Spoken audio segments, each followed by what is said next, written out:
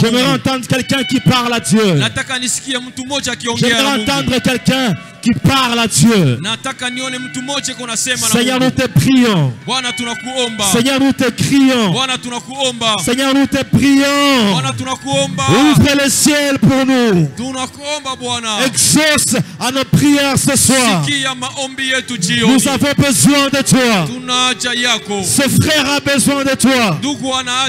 Cette soeur a besoin de toi. Ce papa a besoin de toi. Cette maman a besoin de toi. Seigneur, qu'il soit connu. Qu'il soit connu que tu es Dieu. Et nous sommes tes enfants. Et nous sommes tes serviteurs. S'il te plaît, Jésus. S'il te plaît, Jésus. S'il te plaît, Jésus. S'il te plaît, Jésus. Nous avons besoin de toi. Nous avons besoin de toi. Nous avons besoin de toi. Au nom de Jésus. Au nom de Jésus. Merci Seigneur. Nous voulons écouter ta parole. Ce soir je prie que je sois seulement la voix. Que je sois la voix.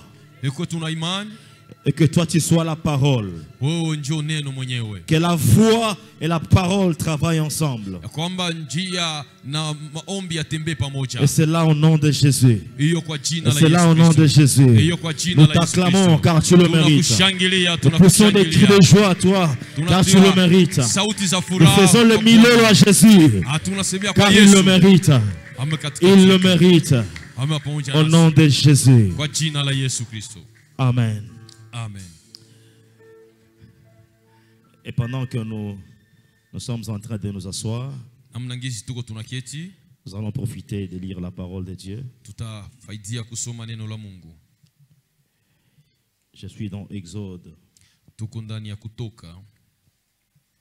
Exode chapitre 3e.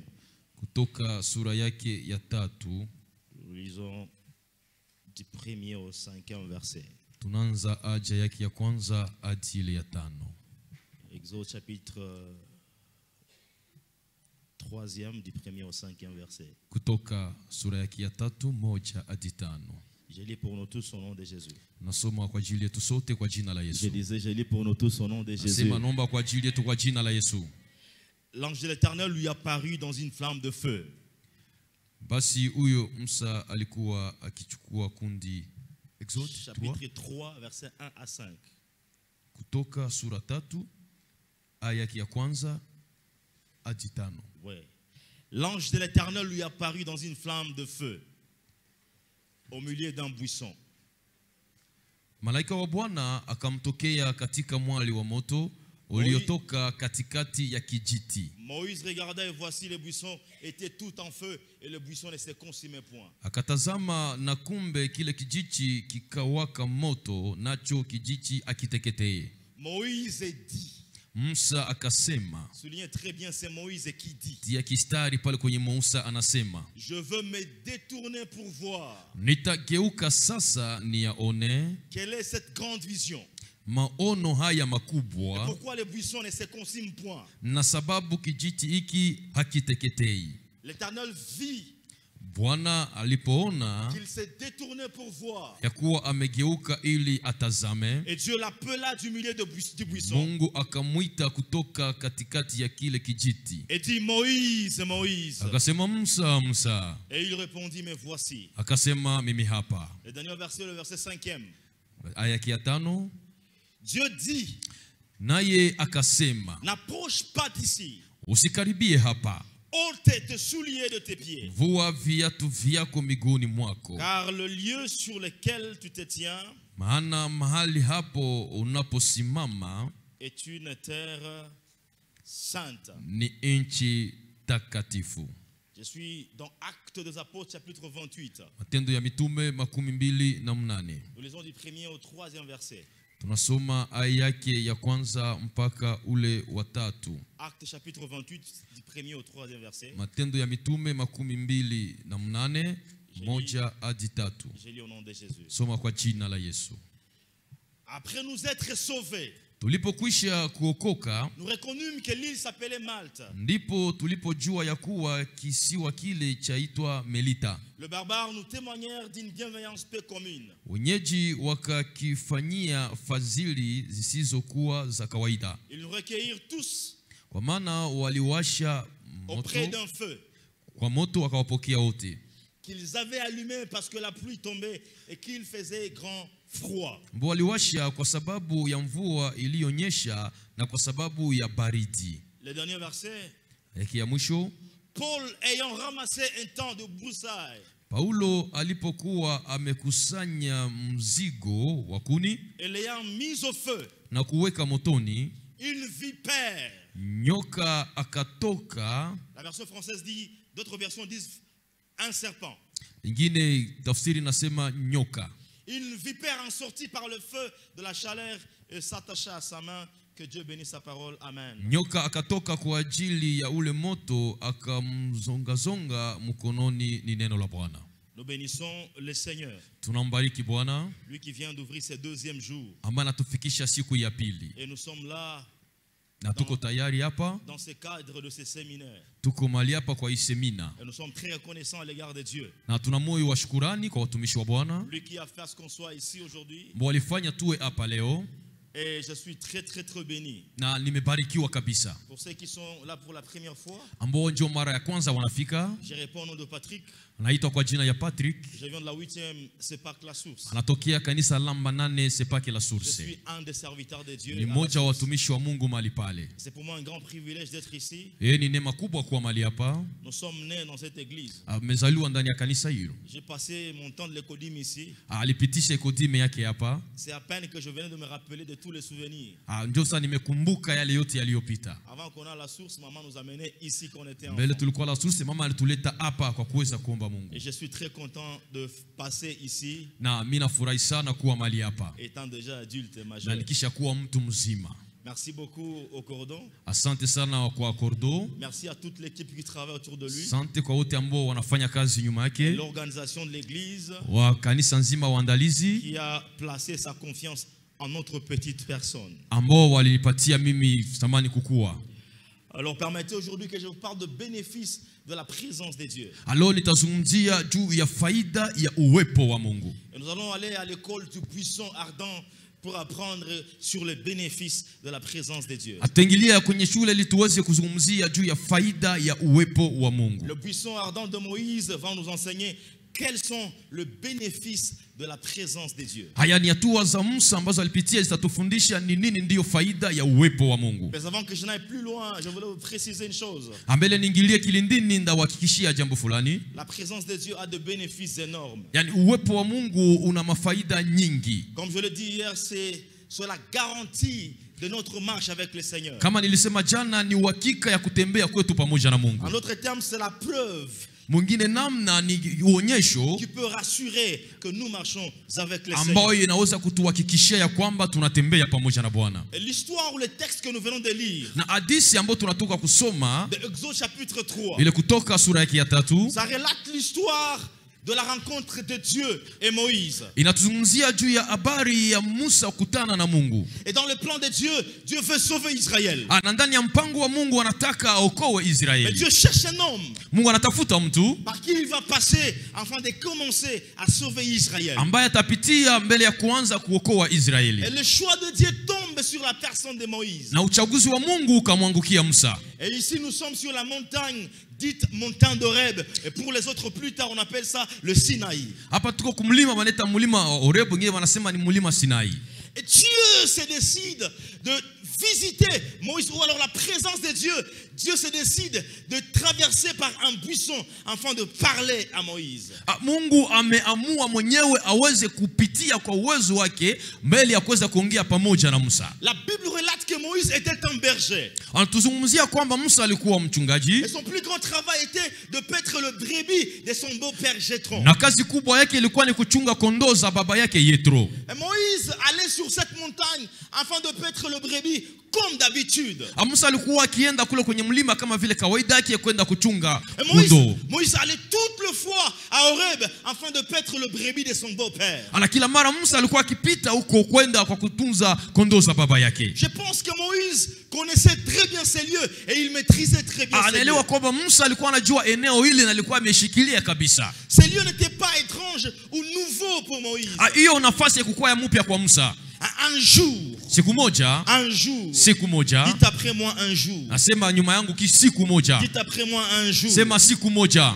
Moïse allait à Horeb comme toutes les autres fois. Musa alienda kumlima Horeb kama vile kawaida. Il passe avec ses brebis comme toutes les autres fois. Anaenda na kondoo kama vile anazoea kuenda. Mais dans Exode chapitre 3, ces jours n'étaient pas comme les autres jours. Kwa hiyo kutoka sura 3 ile siku ilikuwa kama vile siku zingine. Parce que Dieu se décide de visiter Moïse. Kwa maana Mungu mwenyewe aliamua amtembelee Musa. Alors la présence de Dieu uwepo wa Mungu vient comme un feu. Inakuja kama vile moto. Et descend sur un buisson. Na inashuka kwenye kichaka. Et là Moïse passait comme toutes les autres fois. Ambapo Musa alikuwa anapita kama vile siku zingine. Moi je pense, mimi nafikiria, avant que le feu de la présence de Dieu ne descende sur le buisson, mbele huo moto wa uwepo wa Mungu shuke kwenye kichaka. Je pense que Moïse négligeait ce buisson. Anaelewa kwamba Musa alikuwa anadharau ile kichaka. Je pense qu'il pouvait piétiner le buisson. Nafikiria Musa pia alikuwa anakanyanga ile kichaka. Parce que le buisson n'a aucune valeur aux yeux de Moïse. Kwa maana hiyo haikuwa na thamani fulani kwa macho ya Musa. Je pense que ces brebis pouvaient uriner sur le buisson. Anafikiria hata hizo kondoo ziliweza kukojoa kwa hiyo kichaka. Car le buisson n'a aucune valeur. Hiyo haikuwa na thamani yoyote. Mais Moïse avait déjà traversé le buisson. Musa alikuwa alishapita tayari hiyo kichaka. Alors qu'il traverse le buisson, alikuwa amepita kichaka. La Bible dit, Biblia inasema, la présence de Dieu, uwepo wa Mungu, comme un feu, kama vile moto, était déjà descendu sur le buisson. Ilikuwa ishoshuka kwenye kichaka. Alors que Moïse traverse, ijapokuwa Musa alikuwa iko anapita, il s'est dit en lui-même, anajiambia mwenyewe ndani yake, je me détournerai, anageuka, afin de voir, ili niangalie cette grande vision. Hii maono makubwa. Ma grande question à Moïse. Swali yangu kubwa kwa Musa. Moïse, Musa, qu'est-ce qui t'attire? Nini ilikuambia sur ce buisson? Kwa hii kichaka que tu pouvais négliger hier. Ambao ulikuwa unadharau jana. Tu ne pourrais pas donner un regard hier. Yenyewe ulikuwa huwezi kuiona jana. Mais Moïse s'est dit en lui-même. Lakini anajiambia mwenyewe, je me détournerai. Nageuka. Premier avantage. Faida ya kwanza. Ou premier bénéfice de la présence de Dieu. Faida ya kwanza ya uwepo wa Mungu. La présence de Dieu uwepo wa Mungu nous donne la valeur qu'on n'avait pas autrefois. Inatupatia thamani ambayo tulikuwa nayo wakati mwingine. La présence de Dieu uwepo wa Mungu nous donne la valeur inatupatia thamani que nous n'avons pas autrefois. Yenye hatupataki mara nyingi. Écoutez-moi très bien. Unisikilize vizuri. Moïse a déjà traversé ce buisson. Musa alishapita hiyo kichaka. Car il a une grande négligence. Alikuwa amezarau. Mais dans l'instant que la présence de Dieu descend au buisson, kwa ule muda wakati uwepo wa Mungu umeshuka pale, Moïse accorde une valeur à ce buisson qu'il a négligé hier. Ndipo Musa akaona thamani kwa hiyo kichaka ambayo alikuwa anadharau jana. Je me dire à quelqu'un, natambia mtu mmoja, arrête de forcer que les gens te connaissent. Acha kukazilia kusema watu wakujue. Arrête de forcer que les gens te voient. Usijikaze kazi juu watu wakuone. Tout ce que tu as besoin c'est la présence de Dieu. Yote nyoko nayo acha ni uwepo wa Mungu. Tout ce que tu as besoin c'est la présence de Dieu. Nyoko nayo acha ni uwepo wa Mungu. Lorsque la présence de Dieu descend, wakati uwepo wa Mungu unashuka, les hommes qui ne t'ont pas vu hier se détourneront afin de te voir. Wale wenye walikuwa kuona watageuka wenyewe wakuangalie vizuri. Moïse le buisson n'a jamais appelé Moïse. Hiyo kichaka ikiweza kuita Musa. Le buisson n'a pas dit à Moïse. Kichaka ikumwambia Musa, Moïse, détourne-toi et vois-moi. We Musa ugeuke unione. Il y a le feu sur moi. Kuko moto unaniwakia huku. Moïse s'est dit en lui-même. Moïse mwenyewe alisema, je me détournerai. Mimi mwenyewe nitageuka. Je me dire à quelqu'un. Natambia mtu. Si la présence de Dieu est là, uwepo wa Mungu uko hapo, les hommes se détourneront d'eux-mêmes. Watu watageuka wenyewe. Et ils te regarderont. Na watakuwa kukuona. Et ils te chercheront. Na watakutafuta. Et ils chercheront où tu es. Watatafuta wapi unaketi. Le plus grand problème ashida kubwa avec ma génération, kwa kizazi kia leo, avec les réseaux sociaux, avec mtandao, tu as cru que t'es posté sur TikTok, les hommes vont te voir. Wewe unajitupa kwenye mtandao ili watu wakuone. Et c'est pourquoi même les enfants de Dieu, ndio maana hata watoto wa Mungu, tu te maquilles comme un véhicule de taxi, demande les gens te voir sur Facebook. Kama vile taxi ya kupita juu watu wakuone. Je veux dire à quelqu'un, natakwambia mtu, tu n'as pas besoin de tout ça. Hauna haja vile vyote. Tu n'as pas besoin de tout ça. Hauna haja vile tu vyote. as besoin de la présence de Dieu. Tu as besoin de la présence de Dieu. Lorsque la présence de Dieu est là, les hommes te voient. Les hommes te cherchent. Écoutez ma foi. Écoute ma foi. Moi je crois que pour que je me marie, si je suis une fille, pour que tu puisses te marier, tu n'as pas besoin de t'habiller comme une prostituée pour qu'un homme te cherche. Tu n'as pas besoin de te maquiller comme une païenne pour qu'on te cherche. La foi que moi j'ai, si la présence de Dieu est là, un homme peut venir des États-Unis. Il vient te chercher ici à Kaembe, parce que la présence de Dieu fait tourner le regard des hommes. Et j'aimerais dire à quelqu'un, ce n'est pas à cause du français ou des diplômes d'abord. Ce n'est pas d'abord le français. On ne te respecte pas parce que tu parles français. On ne te respecte pas parce que tu es belle ou beau. Le monde présent respecte ceux qui ont la présence de Dieu. Le monde présent cherche ceux qui ont la présence de Dieu. Je me suis vu m'asseoir. Je me suis vu m'asseoir. Je me suis vu m'asseoir avec les grands. Les gens, quand je me demande, voyez comment je suis né, où je suis passé, je me dis, ce n'est pas parce que je suis intelligent que je m'assois ici. Les gens ont vu la petite chose que nous avons. C'est pourquoi je me redire à quelqu'un, qu'on te vole l'argent, on te vole les habits, on te vole tout, mais on te laisse dans la présence de Dieu. On te laisse la présence de Dieu. Je vais dire à ma soeur, tout ce que tu as besoin, c'est la présence de Dieu. C'est la présence de Dieu. C'est la présence de Dieu. C'est la présence de Dieu.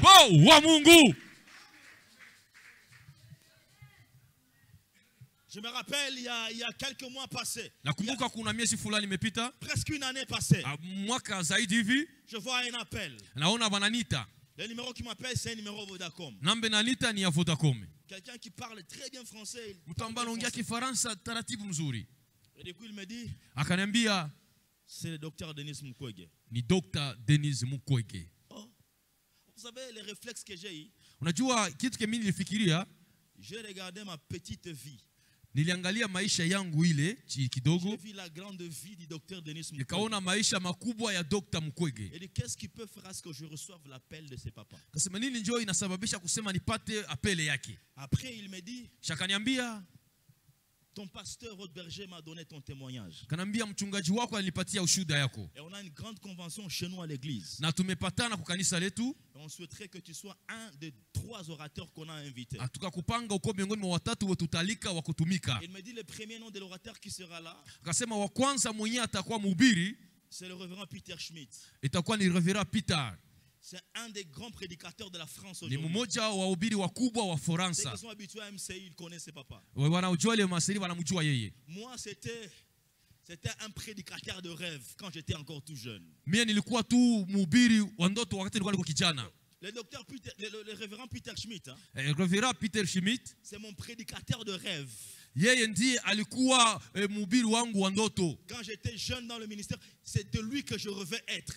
Wakati nilikuwa kijana katika huduma ndio nilikuwa nataka nikuwe saa yeye. Et puis on m'appelle, on me dit, lakini wanalita wananiambia, sera aligné toi et le révérend Peter Schmidt. Mtapangwa watatu na Reverend Peter Schmidt na atakuwa miongoni. C'était comme dans un rêve. Nilikuwa kama vile ni ndoto. C'était comme dans un rêve. Kwa kama vile ndoto. Je regarde ma vie. Naangalia maisha yangu. Je regarde celui qui m'appelle. Naona mwenye amenita. Et avec qui on va être. Na ule mtu tutakuwa na yeye. Je me suis dit, si ce n'est que Dieu, qui peut faire ça? Ce n'est pas parce que je fais la théologie. Ce n'est pas parce que je connais français. Ce n'est pas parce que je suis beau. Ce n'est pas parce que je suis élancé ou court. Ce n'est pas parce que je suis mince ou gros. Tout ce que j'ai compris, le monde cherche la chose que tu as. Et la plus grande chose que le monde cherche, c'est la présence de Dieu. C'est la présence de Dieu. J'aimerais dire à quelqu'un, grandis dans la présence de Dieu. Grandis dans la présence de Dieu. Cherche la face de l'Éternel. Qu'on te prive de tout, mais qu'on te laisse la présence de Dieu. Qu'on te laisse la présence de Dieu. Parce que la présence de Dieu, c'est tout ce qu'on a besoin. Et vous savez, tu peux sembler être misérable. Si tu as la présence de Dieu, les choses peuvent sembler être difficiles au début. Mais écoutez-moi, ceux qui marchent avec la présence de Dieu, ils ne finissent pas malheureux. Je n'ai pas vu quelqu'un qui a marché dans la présence de Dieu et finir malheureux. Tu peux manquer aujourd'hui, mais tu ne manqueras pas pour toujours. C'est ce que David a dit. L'Éternel est mon berger, je ne manquerai de rien. Attends, je vous interprète ces psaumes. Je vais vous interpréter ces psaumes. Des fois, vous lisez ça en courant. David dit, l'Éternel est mon berger, je ne manquerai de rien. J'aurais bien voulu qu'il dise, je ne manque de rien. Mais il parle d'un futur, je ne manquerai de rien. C'est-à-dire, aussi longtemps que je marche dans la présence de l'Éternel, je peux manquer aujourd'hui, mais ma finalité, je ne manquerai. Vous savez pourquoi il dit je ne manquerai de rien? Apocalypse déclare, je suis l'alpha et l'oméga, le premier et le dernier. C'est lui qui était, qui est et qui. On ne dit pas celui qui sera. On dit celui qui vient. Vous tous avez dit celui qui sera. Jésus n'est pas celui qui sera. Il est celui qui vient. Vous savez pourquoi? Celui qui sera, ça veut dire il est encore dans le présent. Lui-même ne connaît pas le futur. Ça veut dire il sera. En fait, c'est toi et moi qui serons. Mais Jésus, lui, ne sera pas. Il vient. Vous savez pourquoi? Parce qu'il a déjà fini le futur. Il est en train de venir maintenant vers toi. Je veux dire à quelqu'un ceci. Si tu marches dans la présence de Dieu, tu n'as pas peur de la vie. Tu n'as pas peur de la vie. Les opportunités viendront. Et les opportunités te chercheront d'elles-mêmes. Tu continues à forcer la vie parce que tu n'as pas compris le mystère de la présence de Dieu. Tu continues à trop supplier les gens. Toi, tu penses comme on t'a trompé. Donne-moi ton corps, je vais te marier. Ça, ce n'est pas une opportunité. Reste dans la présence de Dieu. Ton homme viendra. Unafikiria kwamba walikudanganya wao watakuoa? Hapana, bakia muwepo wa Mungu, hiyo peke itakuya. Et le vrai problème avec Dieu, na shida kubwa pamoja na Mungu, ça n'a jamais été un problème du temps. Hayakuwa shida ya kudumu. C'est toi et moi qui avons le problème avec le temps. Ni mimi na wao ndio tuko na shida pamoja na muda. C'est toi qui te dis j'ai déjà 30 ans. Wewe kuna jamais kuna miaka 30. Dieu ne connaît pas ça. Mungu ajue ile miaka 30.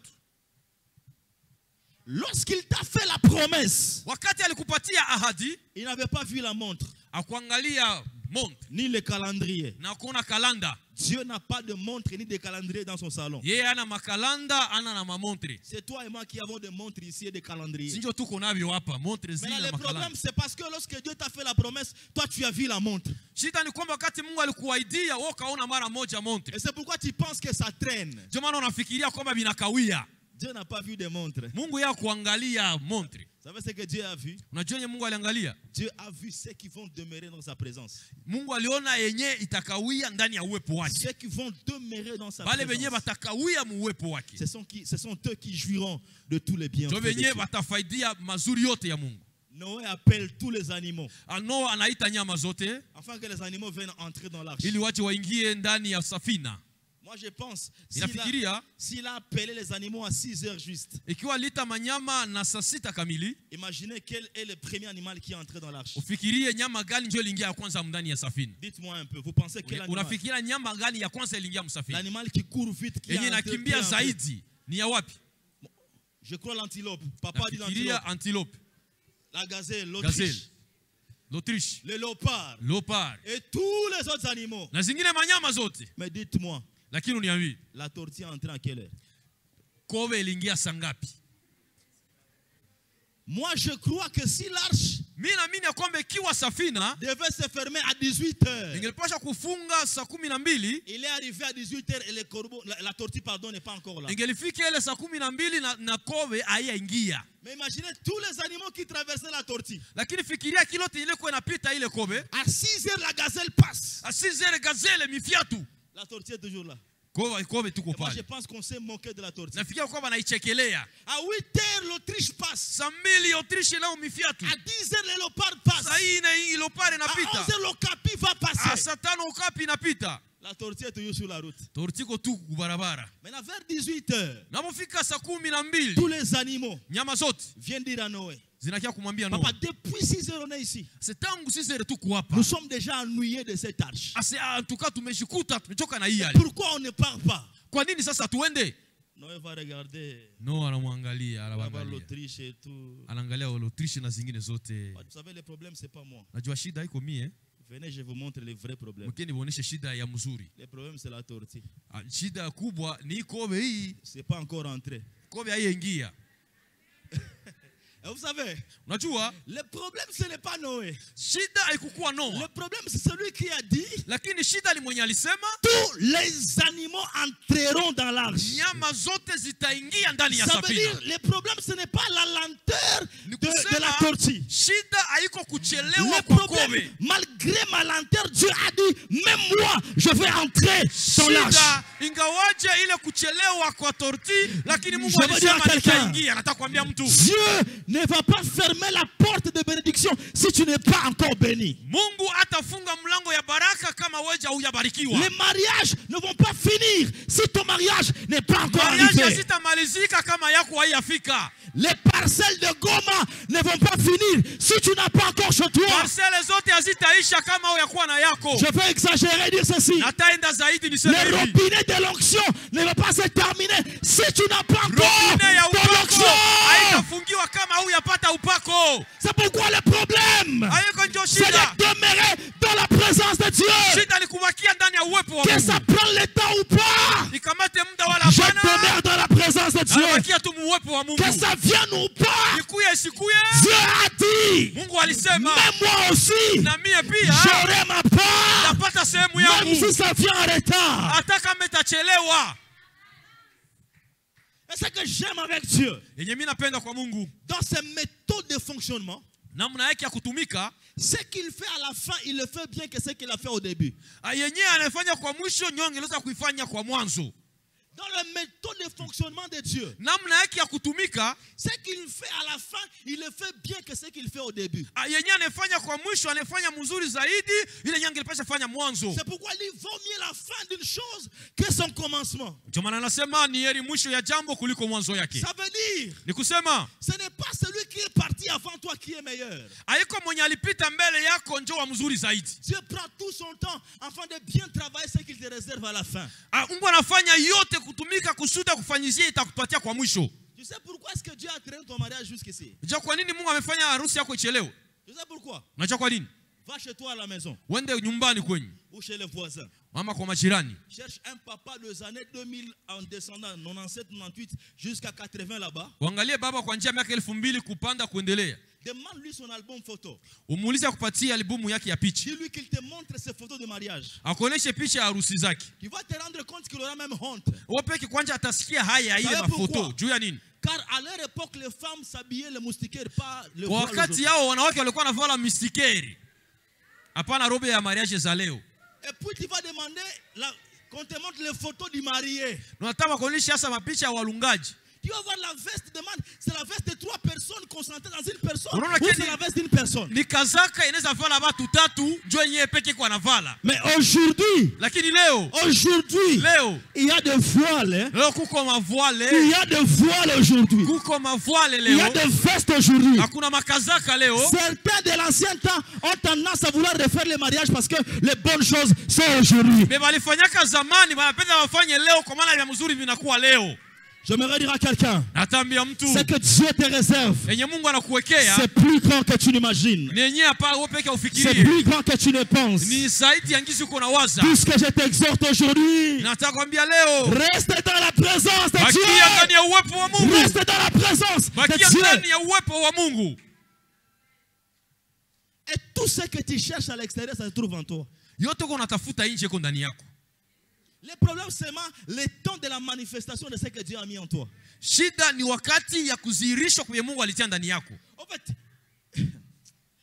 l'onction que tu cherches, c'est en toi. Upako wako unatafuta kwa ndani yako. Le seul problème seulement le temps que Dieu a prévu pour que cela se manifeste. Shida ni muda yenye Mungu aliandaa kusema iweze kuonekana. L'argent que tu cherches, c'est en toi, c'est pas loin de toi. Frango wako unatafuta siko ndani yako, siko mbali na wewe. C'est juste un petit moment pour que cela se manifeste. Ni muda tu kidogo juu yale yaonekane. Jésus est sur la croix. Yesu msalabani. Il dit j'ai soif. Anasema nina kiu. À la place de l'eau, fasi ya maji, on lui donne le vinaigre. Anamuletea sifongo. Lui il a besoin de l'eau. Yeye alikuwa na haja ya mai. On lui donne le vinaigre. Anamuletea sifongo. Mais un petit temps va passer. Lakini muda fulani ukipita, on lui perce les côtés. Bwana mchovya mkuki bavu. Ce n'est pas le vinaigre qui sort, mais c'est l'eau qu'il a demandé. Haiko ndio inatoka, lakini ni maji ndio inatoka. Ce n'est pas le vinaigre qui sort. Haiko sifongo ndio inatoka. Qu'on lui a donné. Yenyewe alimupatia kunywa. Mais c'est l'eau qu'il a demandé qu'on lui a pas donné qui sort de lui. Lakini ni maji alilomba bakumupatia ndio imetoka mbavu. L'eau était en Jésus. Ni kusema maji ilikuwa ndani ya Yesu. Mais tout ce qui attendait. Lakini kwa nangoeka. C'est le temps de la manifestation. Wakati ya kuoneshwa. De ce qui était en lui. Ilikuwa ndani yake. Je prie et déclare. Naombea na mimi natangaza. Je prie pour toi et déclare. Na kuombea na mimi natangaza. Que Dieu sorte ce qu'il a mis en toi. Bwana aoneshe vyalitia ndani yako. Aussi longtemps que tu demeures dans sa présence. Wakati unadumu ndani ya uwepo wake. Deuxième bénéfice. Faida ya pili de la présence de Dieu. Ya uwepo wa Mungu.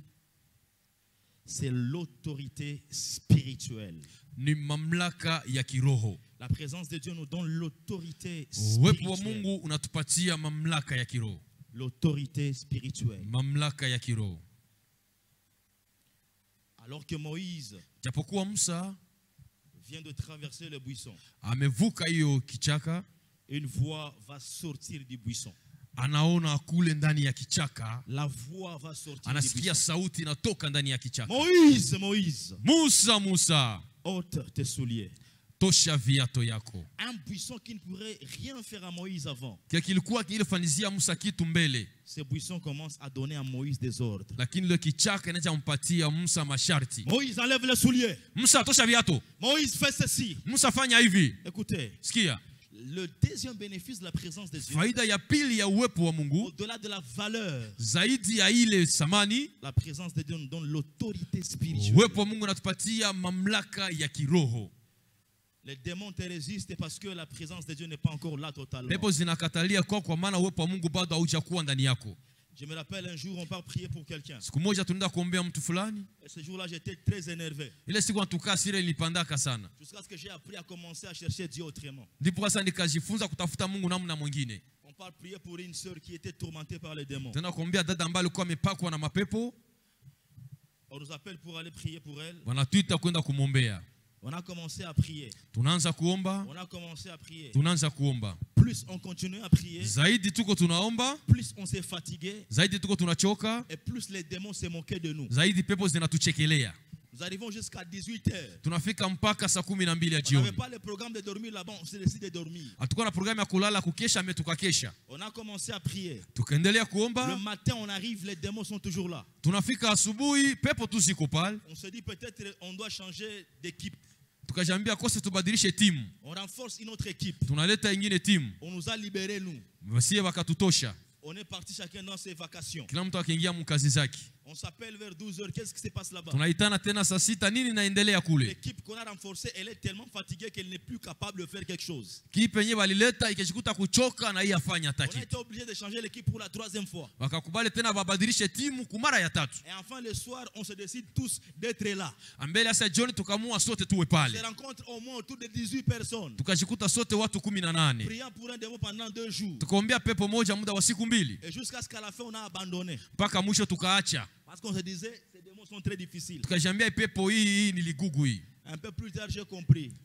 Tukaelewa. Les démons n'étaient pas difficiles. Pepo haikukuwa nguvu. C'est notre dimension de la présence de Dieu. Ilikuwa ni kiwango yetu ya uwepo wa Mungu ndani Il yetu. fallait qu'on change de méthode. Iliomba kubadilisha mtindo. Qu'on meure dans la présence de Dieu. Atudumu ndani ya uwepo wa Qu'on Mungu. demeure dans la présence de Dieu. Tudumu ndani ya uwepo wa Parce que Mungu. moi je crois. Kwa maana mimi naamini Lorsque nous serons pleins de la présence de wakati Dieu, tutakuwa tumejaa uwepo wa Mungu, aucun démon ne nous résistera. hakuna pepo itabakia kwetu. Aucun démon ne nous résistera. Hakuna pepo itatugangia. Vous savez, Unajua? je vais le dire plus tard. Ile ndayosema tena baadaye. La force des sorciers dans nos églises, c'est aussi une fois nous sommes devenus trop liturgiques et méthodiques et moins grandis dans la présence de Dieu. Yaani nguvu za wachawi ndani ya kanisa kwa sababu sisi tunawakia mataratibu za kanisa. Je me dis comment un sorcier peut émerger dans une église? Najiuliza kwa nini mchawi anaweza kubakia mkanisa? Comment un Anapanga. sorcier peut faire 2 ans, 3 ans et continuer à opérer dans une église pentecôtiste là où il y a le Saint-Esprit? Kwa nini mchawi atafanya miaka 2 anabakia mkanisa ya kipentekoste na muko Roho Mtakatifu? Le problème ce n'est pas les sorciers. Shida haiko wachawi. Le problème c'est nous qui ne sommes pas sorciers mais nous supportons les sorciers. Si shida ni si ambao tuko wachawi tunavumilia wachawi. J'arrive dans une église à Kamituga, je pas prêcher là-bas. Fika mkanisa moja Kamituka kule. Une des églises d'une grande communauté. Ni moja tu ya kanisa makubwa. Je veux commencer le séminaire. Iliomba nianje semina. Un papa vient me dire, Baba moja anakuja kuniambia, mon fils, tu es encore trop jeune.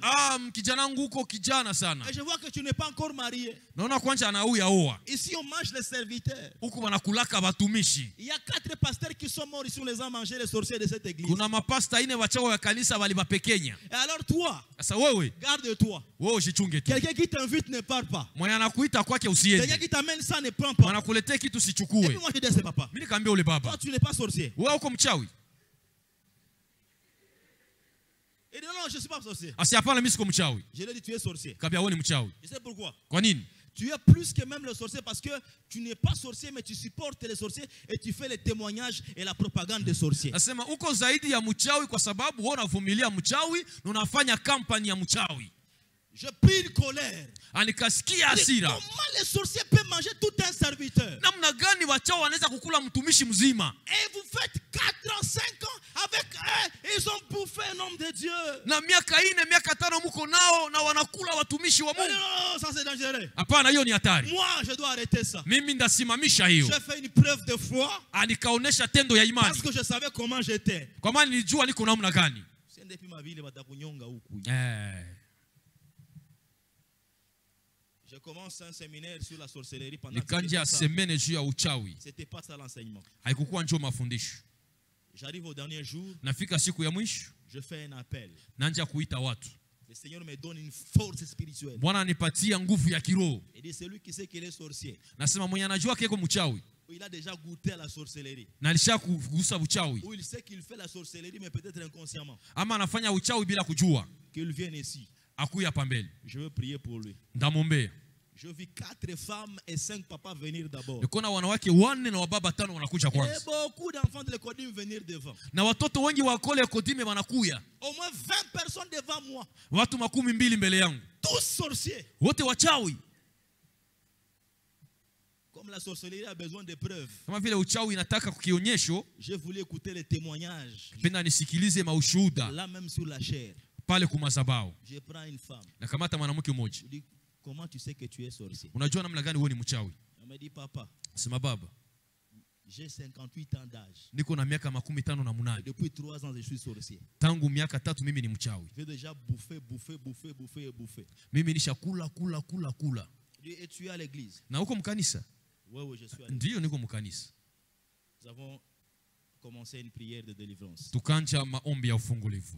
Et Dieu a fait grâce. Na Mungu akafanya neema. Ils ont amené leurs histoires là-bas. Wakaleta ile mambo yao ya Ils ont uchawi. amené les choses. Wakaleta vitu. On a brûlé. Tukachoma. Vous savez? Najua Si le feu de la présence de Dieu est là, ikiwa moto ya uwepo wa Mungu uko pale, le diable et Satan ne résistent pas. Shetani ana haja ya kushikilia pale. Satan n'a pas peur des diplômes de théologie. Shetani yeye haezi kuogopa cheti ya teolojia. Je suis théologien de formation, mais je dois dire ça.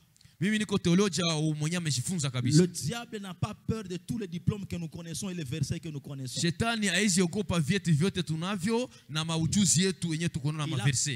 Il a peur du feu de la présence Kenye tu kinamwogopesha ni moto ya uwepo wa Mungu. C'est ici le troisième bénéfice. Leo ndio faida ya tatu. Le troisième bénéfice, c'est que faida ya tatu ni kwamba le diable ne résiste pas là où il y a le feu de la présence de Dieu. Shetani agange kwenye kuko moto ya uwepo wa Mungu. Là où il y a le feu de la présence de Dieu, les démons ne résistent pas. Kwenye kuna moto ya uwepo wa Mungu, pepo azibakie pale. Actes des Apôtres chapitre 28. Matendo ya Mitume 28. Actes des Apôtres chapitre 28. Matendo ya Mitume 28. L'apôtre Paul, Mtume Paulo, il se rend à Rome pour une mission. Roma kwa kazi yake ya injili. Et en cours de chemin, katikati ya njia, ils sont dans une barque. wanajikuta ndani ya chombo. Il y a des vents impétueux. Kukakuwa upepo mkali.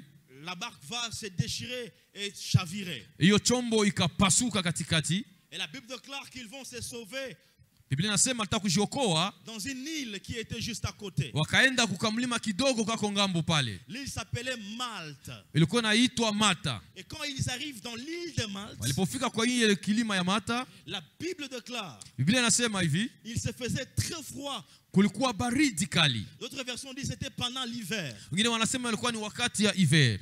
Et la Bible dit, Biblia inasema les apôtres vont être accueillis autour du feu. Mitume wakashikuta wanazunguka moto. Mais ils remarquent que le feu était trop petit. Wakashikuta moto iko mdogo. Que Paul va proposer qu'on ramasse le broussaille pour qu'on puisse réchauffer le feu. Paulo akasi wende wachague makuni walete moto iweze kupanda zaidi. Alors l'apôtre Paul, Mtume Paulo, il va aller ramasser un bois. Akenda kuchukua mkogo wa mti. Passez vraiment avec votre bouteille d'eau. Ipatie ile chupa hiyo. Il va ramasser un bois. Akachukua mti. Et pendant qu'il ramasse le bois, wakati alikuwa kilogota ile mti, Biblia inasema, c'est là dans Acte 28, ndani ya Matendo 28, il y avait un serpent qui s'est caché dans le kulikuwa bois. nyoka ilikuwa inajificha ndani ya mti. Alors regardez, siangalia, Paul ramasse le bois. Paulo anaokota huo mti. Le serpent est calme dans le bois. Ile nyoka inatulia ndani ya mti. Il marche avec le bois. Anatembea pamoja na mti. Il marche avec le bois. Anatembea na huyo mti. Le serpent est calme. Nyoka tu inatulia mule. Jusqu'à ce que Paul mpaka mtume Paulo va amener le bois sur le feu. Akaleta ile mti juu ya moto. Et la Bible dit, na Biblia inasema, par le fait de la chaleur, kwa hiyo kifukutu ya moto, la vipère qui était cachée dans le bois, nyoka ilikuwa inajificha ndani ya mti, va maintenant sauter, ikaruka et sortir. Inaketoka. Tout je comprends. Jielewe. Tout le temps que Paul a pris le bois, kila wakati yote mtume alichukua mti, cette vipère était calme dedans. Ile nyoka ilikuwa iko ndani. Même quand Paul a essayé de bouger le bois, wakati alijaribu kutingiza huyo mti, la vipère était cachée dedans. Nyoka tu ilijificha humo ndani. Pour dire à quelqu'un, nataka kuambia mtu, la vipère c'est l'image du diable. Hiyo nyoka ni picha ya shetani. Satan ne fuit pas lorsqu'on s'agite. Shetani akimbia wakati mtu anazitingiza tingiza. Ce n'est pas parce que nous sommes dans les agitations que les sorciers vont nous fuir. Haiko wakati tuko ndani ya kurukaruka njoo wachao watatukimbia. Ce n'est pas lorsqu'il y a beaucoup d'agitation que les démons vont quitter. Haiko wakati tunarukaruka njoo mapepo zitatoka. Mais lorsque Paul amène le bois sur le feu, lakini wakati Paulo alileta mti juu ya mti, la Bible déclare que le serpent va sauter. Hapa ndipo nyoka ikaruka. Pour dire en autre terme, kukusema kwa namna mwingine, si nous rallumons le feu, wakati tunawakisha moto, et que nos vies comme de bois entrent sur le feu, kwa kama miti zinakuwa ndani ya moto, nos vies qui sont comme de bois entrent sur le feu, maisha yetu ambayo kama vile miti inaingia ndani ya moto, le serpent va sortir et partir de lui-même. Itatoka na itaenda yo yenyewe. La présence de Dieu, uwepo wa Mungu, c'est l'image d'un feu qui se brûle. Ani picha ya wale ambao wanatumika. Nos vies, c'est l'image de bois. Maisha yetu ni picha ya muti. Les serpents, c'est l'image de Satan. Na nyoka ni picha ya shetani. Si le diable est entré, ikiwa shetani ameingia, ce n'est pas par agitation qu'il va fuir. Haiko kwa kutingizika tingizika njoo atakimbia. Si nous rallumons le feu de la présence de Dieu, tukiwakisha moto ya uwepo wa Mungu, et que nous nous jetons dans la présence de Dieu, na tunajitupa ndani ya uwepo wa Mungu, les sorciers vont fuir d'eux-mêmes. Wachao wao peke batakimbia. Les démons vont fuir d'eux-mêmes. Pepo wazo peke zitakimbia. Le diable va fuir de lui-même. Shetani yeye mwenyewe atakimbiza. Le seul problème, ashida moja, c'est la présence ni de Dieu. Uwepo wa Mungu. C'est la présence de Dieu. Ni uwepo wa Mungu. C'est la présence de Dieu. Ni uwepo wa Mungu. Je prie ce soir. Naomba jioni ya leo. Et toute cette semaine qui reste. Hii wiki siku zinatubakilia. Que Dieu te fasse grâce. Mungu akujalie neema. Que Dieu me fasse grâce. Mungu anijalie neema. Que le feu de l'Éternel soit rallumé. Moto wa Bwana uwake. Le feu de la présence de Dieu. Moto wa uwepo wa Mungu soit rallumé. Iwake. Que le feu de la présence de Dieu moto ya uwepo wa Mungu soit rallumé. Iwake. Mais une grande chose lakini kitu kikubwa qui va nous aider à rallumer le feu, itatusaidia kuwakisha moto, qui va nous aider à rallumer le feu, itatusaidia kuwakisha moto, c'est l'unité dans l'église. Ni umoja ndani ya kanisa. L'unité des enfants de Dieu. Umoja ya watoto wa Mungu. Lorsque nous sommes en dispersion, wakati tunatengana tengana, nous sommes faibles. Tuko dhaifu. Mais lorsque nous sommes ensemble, kati tuko pamoja, unis, tunakungana pamoja comme un seul homme, kama vile mtu mmoja, Dieu fait descendre sa présence. Mungu atashusha uwepo wake. Dieu fait descendre son feu. Mungu atashusha moto wake. J'allais bien accepter. Tunaweza kukubali vizuri. Pourquoi Jésus va dire aux disciples, kwa nini Yesu aliambia wanafunzi, allez demeurer ensemble en Jérusalem jusqu'à ce que le feu descende. Mwende mubakie fasi moja Yerusalemu mpaka moto ushuke. Jusqu'à ce que le Saint-Esprit vienne. Mpaka Roho Mtakatifu aje. Pourquoi Jésus, tu ne peux pas donner à chacun son feu dans son petit coin? Kwa nini Yesu okuweza kupatia kila mmoja moto yake mungambo yake? Parce que Jésus comprend. Kwa maana Yesu alielewa, le feu de Dieu, de la présence de Dieu, moto ya uwepo wa Mungu ne descend jamais lorsque nous sommes en dispersion. Aishuki wakati tunatengana. Je suis venu avec un message. Nimekuja na ujumbe. Un message d'amour et d'unité dans l'église. Ujumbe ya upendo ya umoja ndani ya kanisa. Si nous sommes une seule personne, wakati sote tuko mtu mmoja, nous recevrons la présence de Dieu. tutapokea uwepo wa Mungu. Si nous prions comme une seule personne, tunaomba kama vile mtu mmoja, nous allons recevoir le feu de la présence de Dieu. Tutapokea moto ya uwepo wa Mungu. Le prophète Élie comprend cela. Mtume Elia anaelewa ile. Il a besoin du feu de Dieu sur Israël. Alikuwa na haja ya moto wa Mungu juu ya Israeli. Il part avec eux à Carmel. Akaenda nao pale Carmel. Et qu'est-ce qu'il va faire? Nini alifanya? Le Pierre était en dispersion. Mamao yalikuwa yanatengana tengana. Et la Bible déclare akasema kwamba que les 12 pierres sont les 12 images de fils d'Israël. Kwamba ile mao 12 ni mfano ya taifa la Israeli. Le prophète comprend que le feu ne descend jamais si les pierres sont en dispersion. Mtume alielewa ya kwamba moto hizi shuka kama mawe zinatengana tengana. Le prophète Élie va ramasser les pierres. Nabii Elia akalogota hiyo mawe. Et les mettre ensemble. Akatia zote pamoja. Les unes des autres. Moja juu ya ingine. C'est là qu'il implora le feu. Hapo ndipo alialika sasa moto. Na moto ukashuka kwenye madhabahu. Écoutez.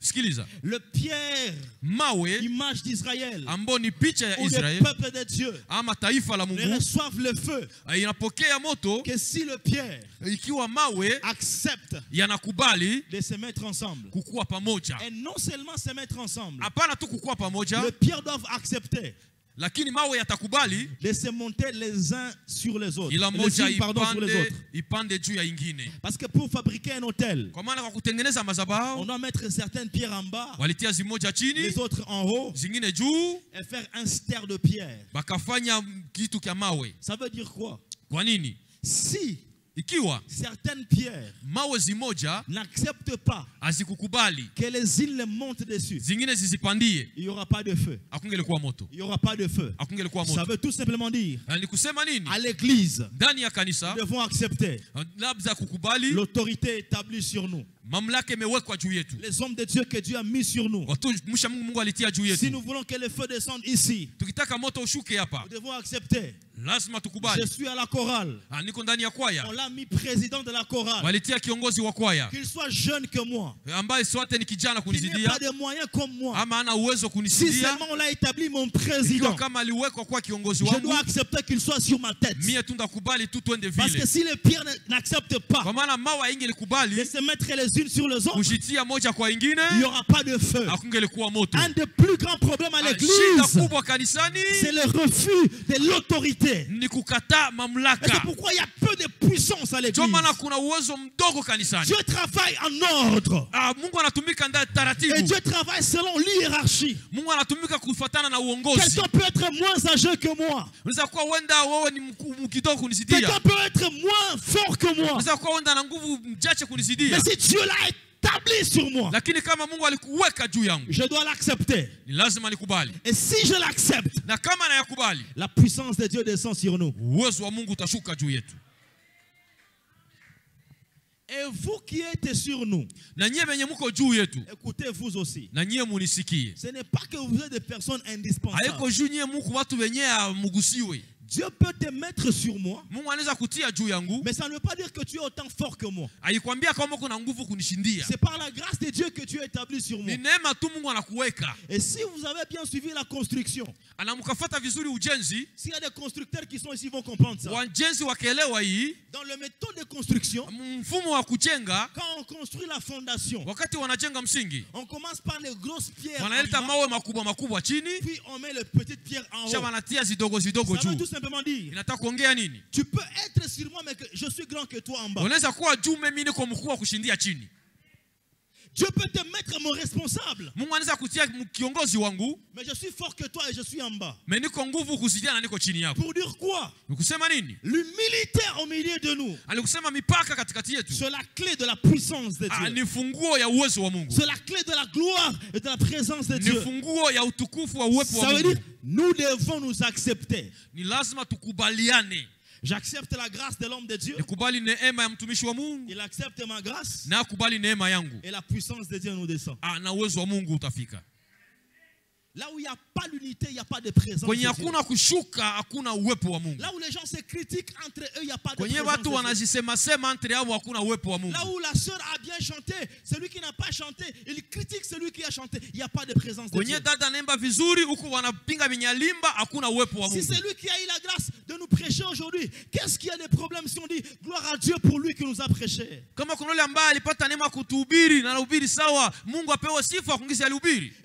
quelqu'un a dit que l'église c'est la seule armée au monde où les militaires se combattent entre eux-mêmes. Si Dieu a créé mon frère beau que moi et je l'accepte, qu'est-ce que ça touche de moi?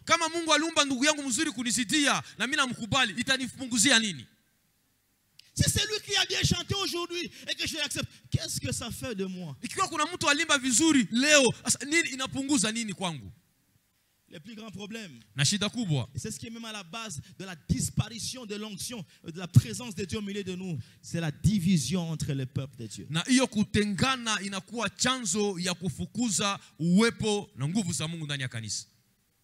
Je finis par vous montrer cette illustration. Vous avez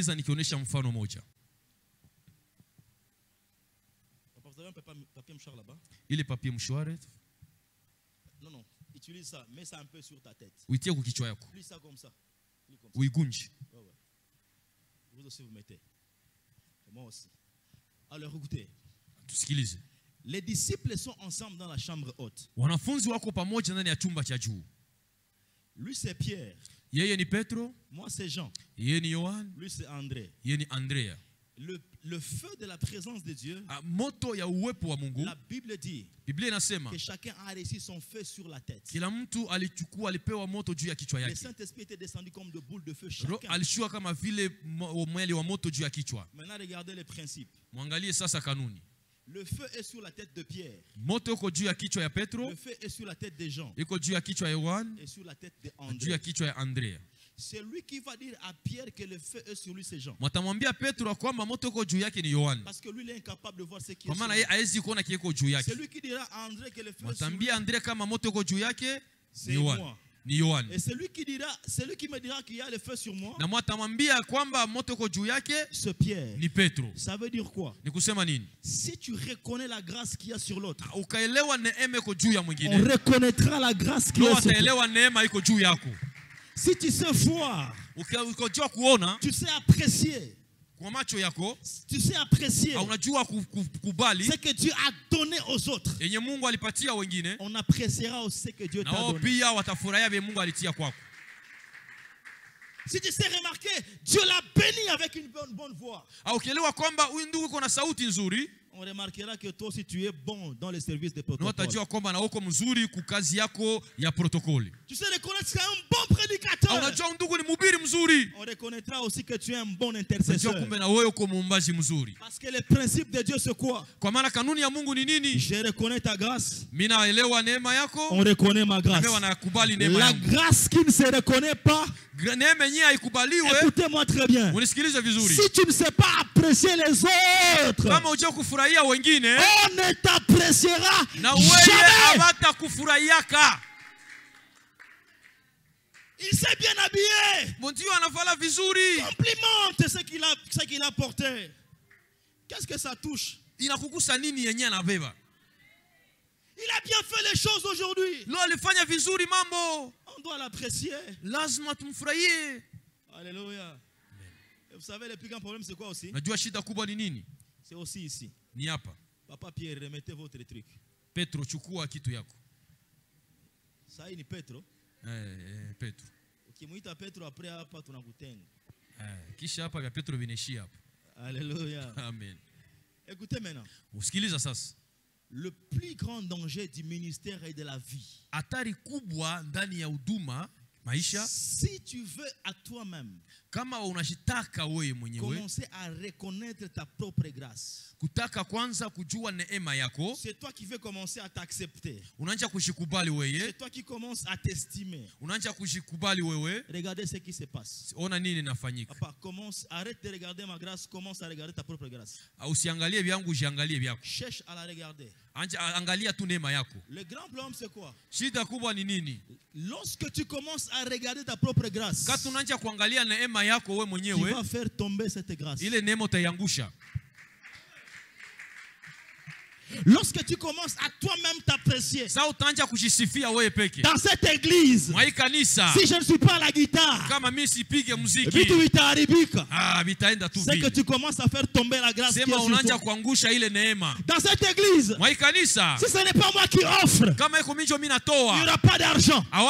C'est que tu commences à faire tomber la grâce de finance. Dans cette église, si je n'ai pas prêché, la prédication sera morte. C'est que l'onction de la prédication commence à tomber. Reconnais la grâce de Dieu. Ignore ta propre grâce. Ignore ta grâce. Dieu fera ce que ta grâce soit reconnue par les autres.